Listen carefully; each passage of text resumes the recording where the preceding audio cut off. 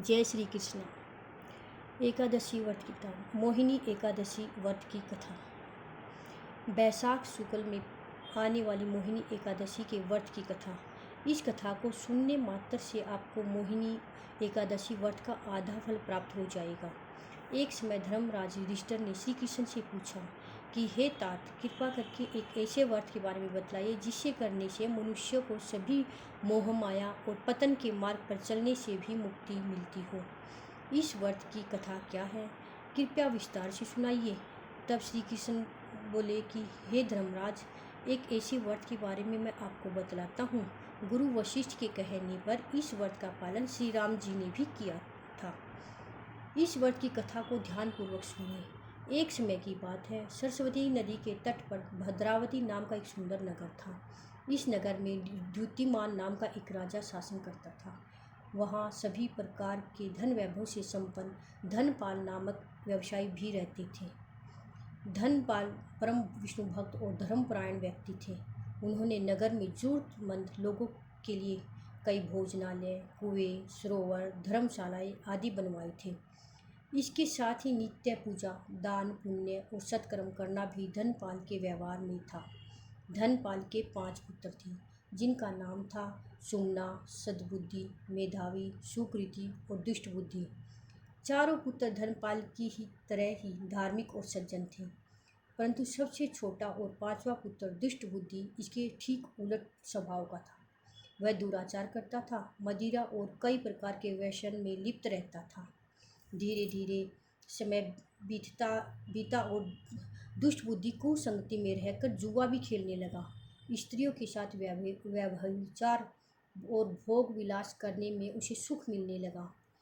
वह हर दिन मांस मदिरा का सेवन करता और अपने पिता के धन को खर्च करता था। एक दिन दुष्ट बुद्धि इन्हीं आदतों से परेशान होकर धनपाल ने उसे घर से निकाल दिया। घर से निकाले जाने के बाद वह अपने पास के गहने और कपड़े बेचकर गुजारा करने लगा। धीरे धीरे जब यह सामान भी खत्म हो गया तो उसके गलत आदतों वाले सभी स्वार्थी दोस्तों ने उसका साथ छोड़ दिया। अब दुष्ट बुद्धि ने भूख प्यास से दुखी होकर नगर में चोरी करना शुरू कर दिया। एक बार वह चोरी करते हुए पकड़ा गया। उसे बंदी बनाकर सिपाहियों ने राजा के सामने पेश किया। राजा ने उसे कारागार में रहने की सज़ा सुनाई। जब उसकी कई महीनों की सज़ा खत्म हुई तो वह कारागार से बाहर आया। तब राजा ने उसे नगर से निकल जाने को कहा। दुष्ट बुद्धि नगर से निकलकर सीधा वन में चला गया। वहाँ भूख से परेशान होकर वह पशु पक्षियों को मारकर खाने लगा। कुछ दिन के बाद उसे खाने के लिए पशु पक्षी का मांस मिलना भी बंद हो गया। ऐसे में एक दिन खाने की तलाश में घूमता हुआ भूख प्यास से दुखी होकर दुष्ट बुद्धि कौंडिन्य ऋषि के आश्रम में जा पहुंचा। यह बैसाख का माह था और ऋषि कौंडिन्य गंगा स्नान करके वापिस आश्रम आ रहे थे। उनके भीगे वस्त्रों के जल से कुछ छींटे आश्रम के पास खड़े दुष्ट बुद्धि पर पड़े। पवित्र गंगा की कुछ बूंदे शरीर पर लगने से ही उसे थोड़ी सद्बुद्धि मिली और वह ऋषि के समीप पहुंच गया। ऋषि कौंडिन्य मुनि को प्रणाम करके उसने अपना परिचय दिया और उनसे हाथ जोड़कर विनती की कि हे ऋषि, मैंने जीवन भर बहुत पाप कर्म किए हैं। मुझे जो सज़ा मिली उससे भी मैं कुछ नहीं सीख पाया। अब मैं अपने पापों का प्रायश्चित करना चाहता हूँ। कृपया आप मुझे इन पाप कर्मों से छूटने का कोई उपाय बताइए।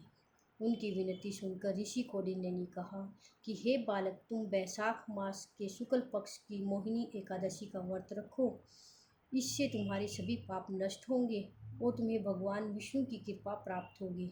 यह सुनकर दुष्ट बुद्धि संतुष्ट हुआ और विधि विधान से मोहिनी एकादशी का व्रत किया। इस व्रत के प्रभाव से दुष्ट बुद्धि के सभी पाप नष्ट हुए और अंत में मृत्यु के पश्चात वह गरुड़ पर विराजित होकर विष्णु लोक को प्राप्त हुआ। बोलो जय श्री कृष्ण भगवान की। Please like and subscribe the channel.